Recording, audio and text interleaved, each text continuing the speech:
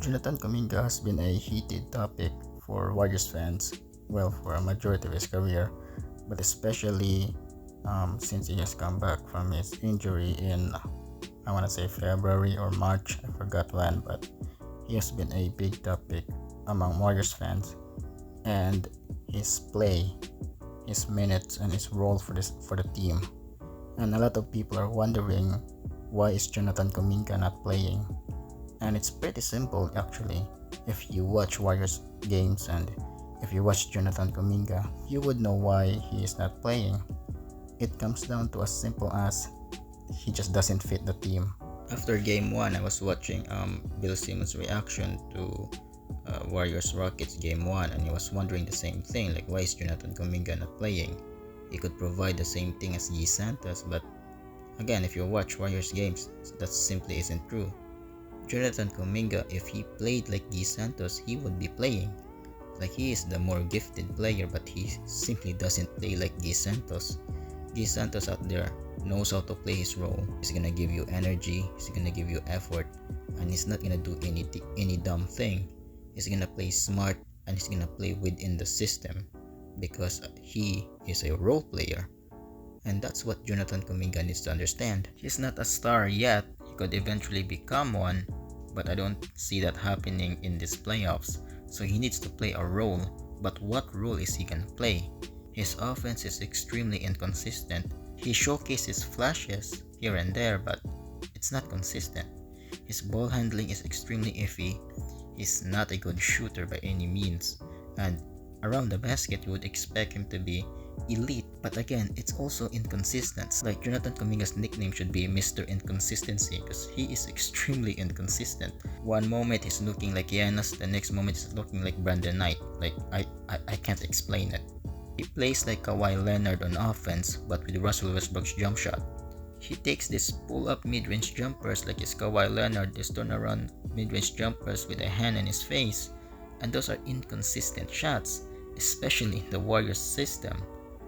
Like, dude, just pass the ball, set screens, cut backdoor. Like, if he plays like Gary Payton II on offense, he would be very effective.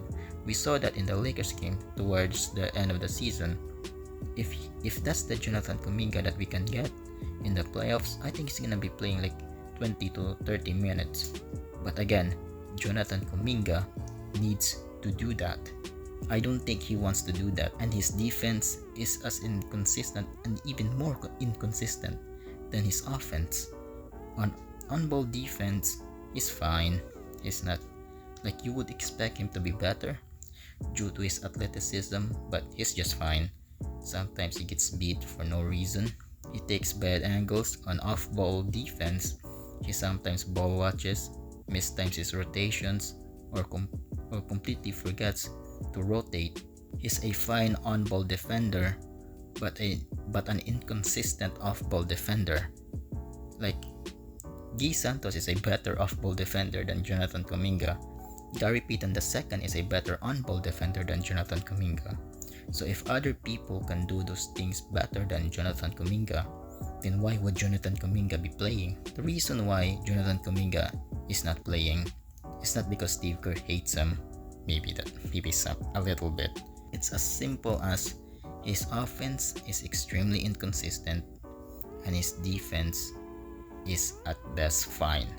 Other people can do his job better, and the one thing that he actually has an advantage over a lot of the people and maybe everyone in the roster, and that would be his athleticism. He sometimes doesn't use that properly.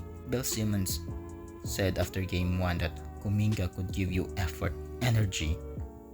And again, I don't know what Kuminga he has watched, but the Kuminga that I have watched is also extremely inconsistent with his effort and energy. Again, this guy's nickname should be Mr. Inconsistency. You would want Kuminga to model his game after a Kawhi Leonard or a Jimmy Butler, but he has simply not developed the scoring ability or the defensive ability that those guys had. And again, I don't know who to blame. I don't know if I should blame Kuminga for that or the Warriors, because the path for Kuminga's development from day one should have been a Kawhi Leonard-like development or a Jimmy Butler-like development. And what I mean by that is that Kuminga was drafted as a project. He wasn't drafted as a complete finished product. This guy is gonna contribute year 1 or year 2. It was understood that it might take him 3 years or 4 years to figure it out. And that's why I'm not really giving up on him just yet. But I bring up the name of Kawhi Leonard and Jimmy Butler because I think the way those guys develop as players, that should have been the standard for Kuminga. Both Kawhi and Jimmy started their careers in a winning situation. Jimmy with the Bulls and Kawhi with the Spurs. So both of those guys were in a win now environment. Both of those guys needed something to fall back on or to specialize so that they can be useful to their winning team. Jimmy, his defense, his offense may have not been there. Jimmy Butler was not known as an ISO scorer, great playmaker type player like what we see now. Right out of the gate, he was a defensive specialist, and that's what got him playing time, and it allowed him to develop other aspects of his game as his career went on, like his scoring, like his playmaking. Same thing with Kawhi. Like Kawhi was a defensive specialist as well coming out of college.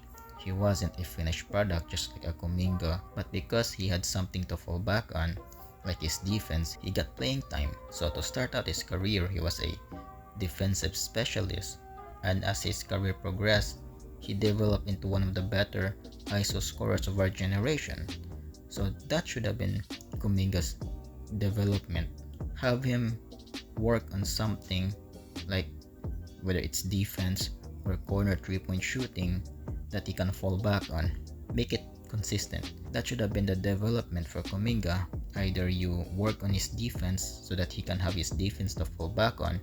Yes, his offense isn't there, but at least he has his defense to fall back on. Or maybe, work on his, offense, and it doesn't need to be like a a great ISO scorer offensive player. It could be like a Gary Payton, the second type of scorer where he feeds off those backdoor cuts and or like work on his corner threes. Like he doesn't take these stupid mid-range jump shots. He works on his 3-point shots. Like have a thing on the court that you can be a specialist for.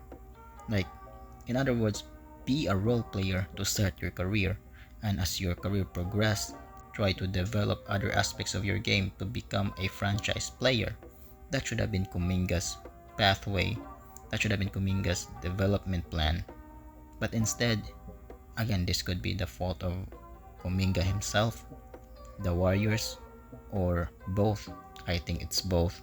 He instead didn't develop a consistent defensive game, did not develop a consistent offensive game. Instead, he became, as I mentioned a lot, a very inconsistent player. Sometimes he shows you flashes, but not consistently. He is an extremely flawed player, especially for this Warriors system. Again, he still has the chance to become an all-star, a franchise player. I get that. My first upload was about the Warriors being lucky, nearly trading Steph and Clay, and I know a lot of Warriors fans are wary about trading Kuminga, as Kuminga could blossom into a very good player. A lot of people have to understand that maybe Kuminga is not in the right situation, and a split could be both beneficial to the Warriors and Jonathan Kuminga. Like Wiggins is a good example of a change of scenery could change or unlock a player. Wiggins did not have a reputation of being a good defender before going to the Warriors. In fact, a lot of people were disappointed by Wiggins' defense, as he had the tools to become a very good defender, but for one reason or another, he just didn't unlock that in Minnesota. He gets traded to Golden State and he became what he became, which is one of the better 3-and-D players in the league. A similar scenario could happen for Jonathan Kuminga, where if he gets a change of scenery, it could be both beneficial not only for him but for also the Warriors, as they can use Jonathan Kuminga as a way to improve their team. And again, I know a lot of Warriors fans don't want to hear that, but again, sometimes the reality is just that players don't develop the right way with a certain team. Harden was not gonna turn into MVP Harden with the Oklahoma City Thunder. So maybe Kuminga isn't gonna blossom with the Warriors.